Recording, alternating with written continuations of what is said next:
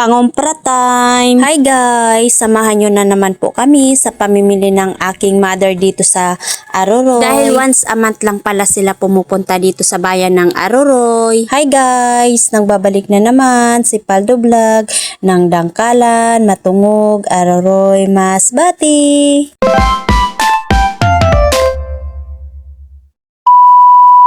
So for today's video ay sasamahan ko ngayong aking mother na mangumpra para sa kanilang grocery sa loob ng isang buwan. Medyo may kalayuan nga yung aming lugar mula Dangkalan papunta dito, kaya naman yung grocery nila ay pang isang buwan talaga. Eksakto namang bakasyon, kaya kasama namin dito yung aking mga kapatid dahil walang pasok, kaya uuwi na muna sila doon sa amin para tumulong. Yan yung mga mababait kong kapatid. Uy, sana all matulungin sa parents. Good student kasi sila. Uy! Pagkatapos nga namin mamili dito ng isang sakong bigas ay pupunta na naman kami dito sa Tinapayan. Bumibili kasi sila ng mga 300 pesos kasi konsumo nga sa loob ng isang buwan. Alam nyo naman pag taga-isla ay araw-araw talagang nagkakape, di araw-araw din may patinapay. Doon kasi sa amin sa Dangkalan, yung mga tao doon pag galing maglaot, di ba maginaw doon sa laot. Kaya pag uwi nila, hindi talaga maiwasan na hindi magkakape. Pangit naman yung nagkakape sila tapos walang patinapay. Kaya naman si mother, pag pumupunta dito sa Aroroy ay talagang paldo. Joke lang, yung kita pala nila sa loob ng isang buwan ay tama lang din naman yung pambili ulit ng konsumo nila. Gano'n naman talaga yung buhay, magtatrabaho tayo para sa ating pangangailangan sa araw-araw para wag tayong gutumin. Buti na lang nga talaga ay parang uulan ngayon kaya hindi mainit yung aming pangungumpra ng aking mother. Dahil medyo marami-rami nga yung binili ng aking mother dyan, kaya parang nahihilo ako na nagbibideo lang. Iba-iba kasing tindahan yung aming pinupuntahan kasi iba-iba din yung kanilang pangangailangan.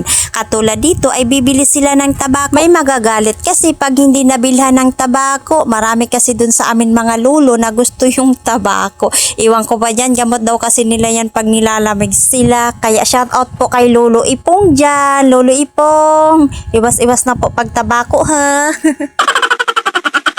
Pagkatapos nga namin dito mamili sa gitna ay sasakay na kami ng padyak kasi dadalhin na namin yung aming binili doon sa aming motor. Ang tawag pala niyan dito sa amin ay padyak, sa iba naman ay sikad-sikad, pero kahit ano pa man yan ay okay po talaga siya kasi hindi ka na talaga mapapagod. Mula kasi sa pier papunta dito sa gitna ay 20 yung bayad, kaya mula dito sa gitna papuntang pier ay 20 pesos din yung bayad. Sabi ng mama ko dadaan na muna sila dito sa palengke para bumili ng karne, manok at kung ano pa. Doon kasi sa amin isda lang at mga gulay, mga tuyo, basta mga ganun lang yung ulam doon sa amin, mga shell sa dagat. Kaya sa loob ng isang buwan ay bumibili sila dito ng karning manok or mga lamang loob niyan, basta kahit ano, basta magkakarni sila para maiba naman yung ulam nila sa pag-uwi doon sa amin bahay. Kaya nagpaplano talaga akong umuwi doon sa amin kasi namimiss ko kumain ng mga seafoods. Ang ganda-ganda ng panahon ngayon, pag ganito kakalmado yung dagat, ay sinasakyan nila yung bangka namin papunta dito sa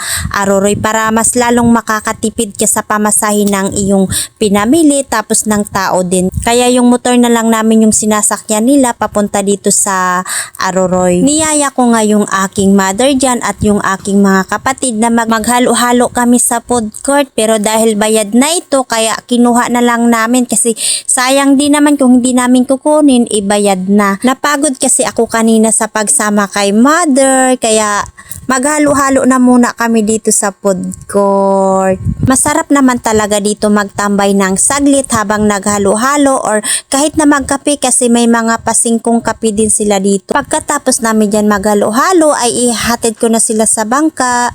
Uuwi na daw sila kasi may mga gagawin pa sila doon sa amin. Habang nga nagbibideo ako dito sa pier ay naisipan kong maligo. Masarap kayang maligo sa ganito kalaki yung dagat. Kaso nga lang ay wala sa plano kaya wag na lang. Next time na lang pala.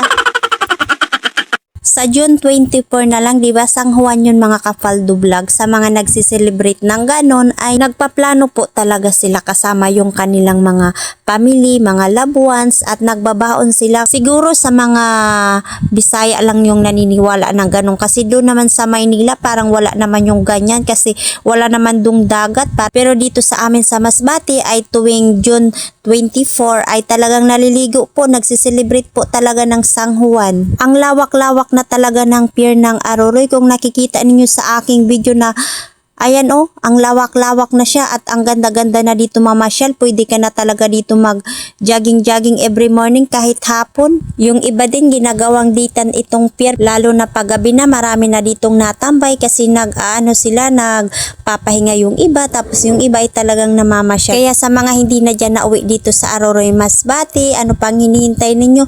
Mag-uwi na kayo sa December kasi malaki na yung improvement nito sa darating na December. Uy!